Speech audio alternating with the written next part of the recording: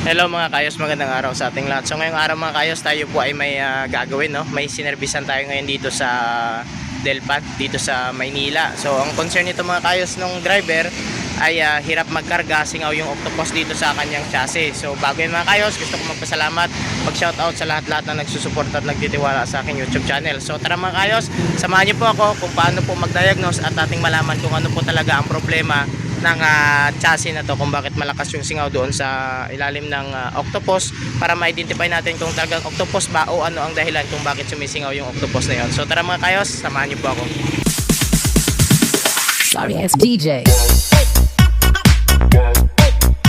So ito mga kayos yung ating trouble, no? Bago siya pero singaw siya dito sa ilalim. Pinalitan na ng driver pero singaw pa rin siya dito. Bago na tong octopus na ito. So nasa malayo kasi nung kahapon yung driver kailangan siya makatakbo pupuntang pier, kaya pinalitan niya to yung buo kasi singaw dito. Pero after niya mga kayos mapalitan ng octopus, still singaw pa rin siya dito. So ang ginawa na lang ng driver, yun, tinuruan na lang muna din natin siya para makauwi lang. Kinundem lang muna itong chamber dito sa puwet, itong dalawa, kasi itong octopus na to dito siya nakasupply sa preno sa dalawang chamber sa pinakahuling differential or kaladkad ng trailer. So yun, tinanggalan na lang din ng sabat. Yan, wala nang sabat, wala nang sabat. Tapos inadjustan na lang din ng driver yung slack adjuster kabilaan para hindi kumapit yung preno.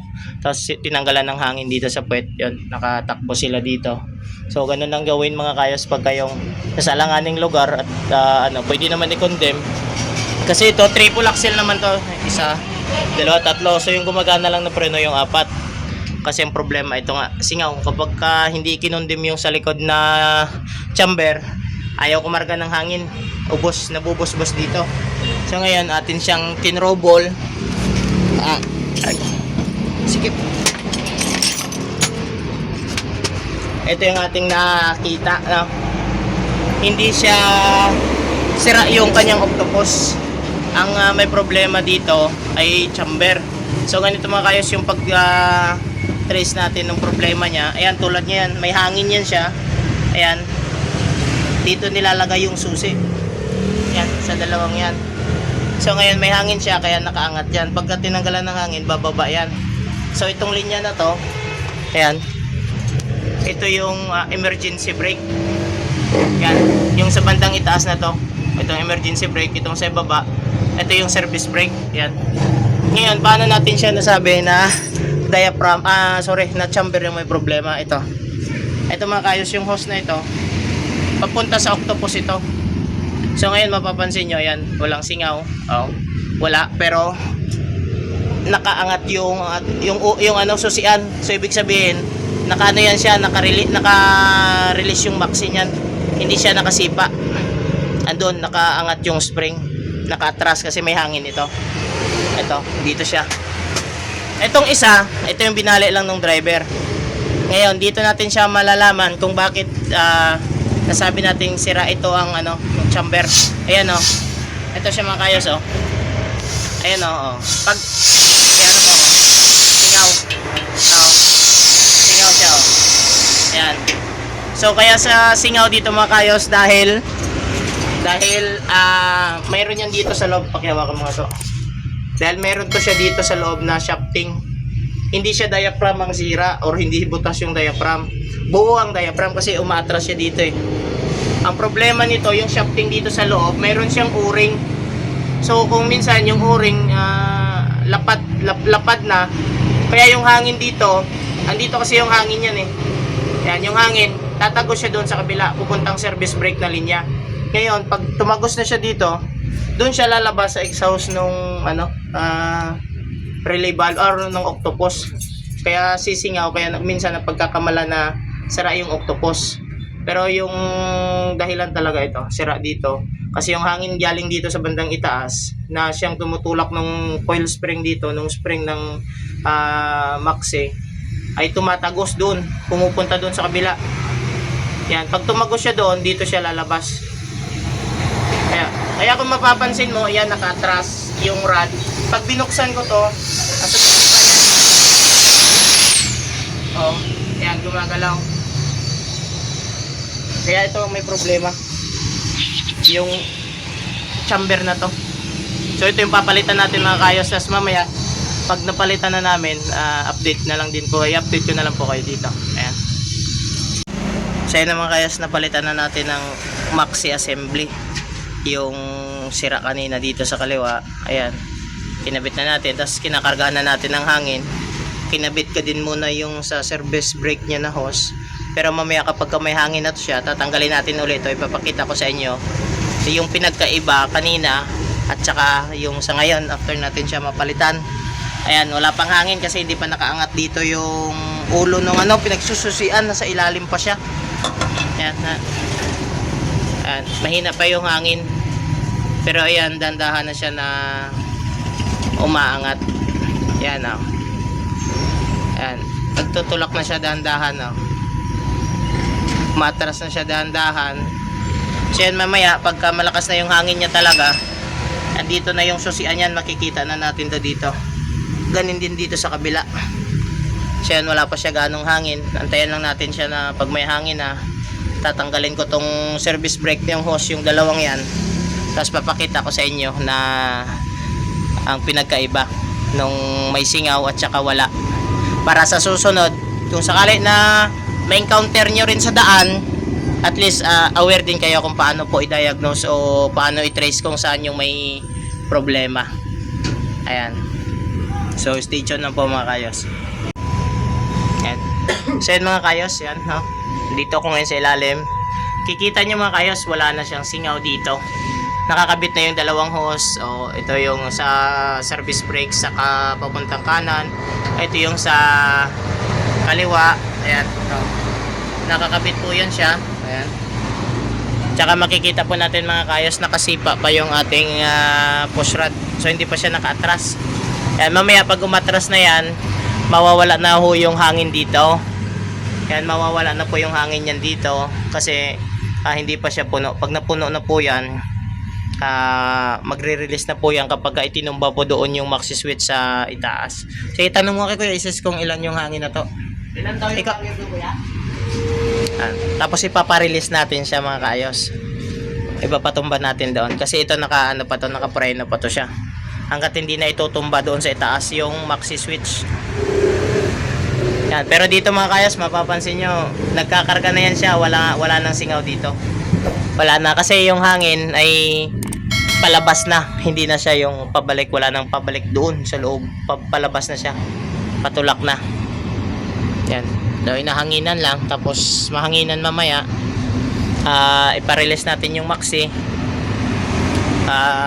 Papakita ko sa inyo mga kayos na dapat talaga walang lalabas ditong hangin galing sa chamber. Kung may lalabas man sa linya na to, dito galing sa octopus. Yan. So ayan, oh. Ayan mga kayos, makikita nyo, oh, umaangat na siya, oh. Ano,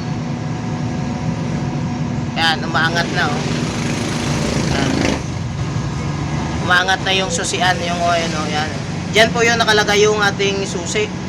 Pag atin pong sususian yung ating maxi yan. Ganon din yung sa kabila, oh. Yan, kanina wala po yan siya dyan. Wala pong hangin dyan, wala po yan kanina kasi nakalubog yan. Yung spring nito sa loob naka-expand pa. So ngayon may hangin na siya. Yan, nagka-compress na. So antayin ko lang, iparelease ko lang yung maxi doon sa itaas.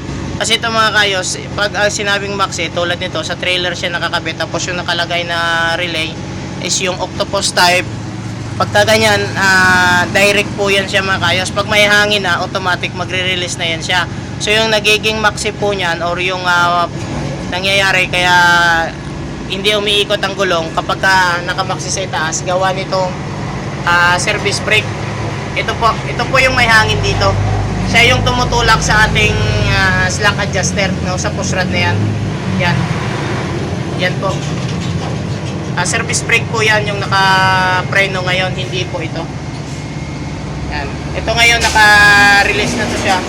So yung naka-preno ngayon, ito. Yung ating service brake. Tanong mo kung ilan na. Pa-release mo na. Tapos pag inirelease ho yan mga kayo, sa atras po yan siya.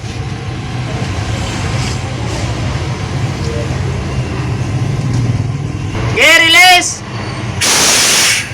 Oh, ayan. Oh. Ayan siya. So, ano na to siya mga kayos, umatras na yung rod. Maxi! Maxi!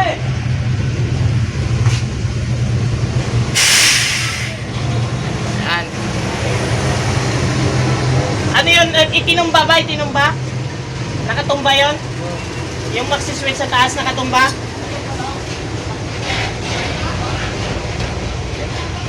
Nakatumba yan? Ha? Tumba? Itayo niya, itayo.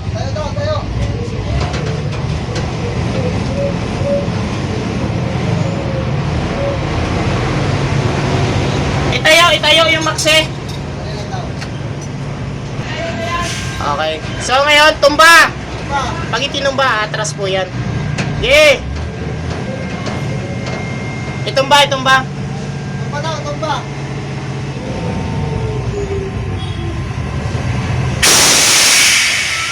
Ayan, so umaatras siya mga kayo. So iyan kasi, kaya hindi siya ganun malaki ang galaw kasi hindi ko pa na-i-adjust yan kasi in-adjustan po ng helper. Nung driver. So i-adjust ko muna, tapos i-video ko lang ulit. Ayan, so na-adjustan na natin siya mga kayos. Ayan, kabilaan. Ngayon, papatesting na natin. Ngayon, nakatumba yung switch niyan doon. So, atin po siyang ipapatayo. Sige, tayo!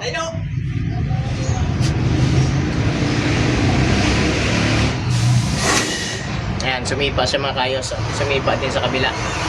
Ayan, so, sumipa siya. Ibig sabihin, nakatayo yung maxi sa taas. Tumba! Tumba! Ayan, umatras din. So ngayon mga kayos, sa moment of truth, tatanggalin ko yung hose na to. Sige, tatanggalin mo nga yung hose na tong dalawa. Ayan. Ito yung dalawang ito, yung sa service brake, yung sa kuwitan ng octopus. So yung mga kayos, makikita ho natin, wala na po siyang singaw dyan. Sa ilalim ng octopus, ayan o. Wala na siya, wala nang singaw. Ayan. So ngayon, antayin na lang natin na matanggal po yung hose na yan. Papakita ko dito sa labas para maluwag. Ayan o. Nakaano po yan siya. Nakatumba or naka-release. Ayan. So tatakluban na natin to siya. Isa pa? Oo. Dalawa sila. Hindi ko na puputulin tong video. Okay. Ayan. Ito kanina, yung dito sa kanan wala na tong singaw talaga eh. So, all goods tong sa kanan eh. Wala. Ayan na lang yung isang yan. Itong sa kaliwa, ito yung pinalitan natin. Kasi kanina, pagtanggal natin, may singaw to dito. Akin na yung dulong hose. So, ito na siya mga kayos. Wala na siyang singaw. Yeah? Tingnan mo, wala na singaw. Dalawa sila, wala nang singaw. Dapat ganito, wala siyang singaw para walang magbabackfire na hangin doon sa ating octopus. So, yun mga kayos. At atin na siya nakita, no? Clear na. Goods na. Wala nang singaw. Walang singaw. Walang singaw. Ito yung mga linya na papuntang service brake. So, okay na. So, ganun na mga kayos yung pag-diagnose ng singaw doon sa octopus. Minsan, wag tayo dumiretso kaagad magpalit ng octopus. I-check din muna natin yung... tawalagay mo muna dyan. Kabit mo na uli. Check muna din natin yung ating chamber, lalong-lalo na kapag tulad nito double chamber or maxi siya. So kailangan din natin muna i-consider na minsan baka dito din yung may problema. Huwag tayo dumiretso kaagad doon sa octopus. So yun mga kayos, tapos na po tayo mag-troubleshoot at gawin yung problema po no, na singaw doon sa octopus kahit bago po siya. So sana mga kayos makatulong lalo na sa mga kapwa natin mga mekaniko na baguhan no, at saka sa mga driver din o kaya yung helper. So sana sa mga biyahero makatulong po ito no, lalong na kapag nasa mga alanganing lugar po kayo kung paano po i-troubleshoot, kung ano po ang pwedeng gawin, at sana makatulong po mga kayoso. So yun naman kayo, sa mga hindi pa po nakapag-subscribe sa aking YouTube channel, please subscribe, like and share, at saka press po yung notification bell na yan para maging updated pa po kayo mga kayo sa ating mga bagong videos na gagawin na hopefully na makakatulong. So yun naman kayo, maraming salamat.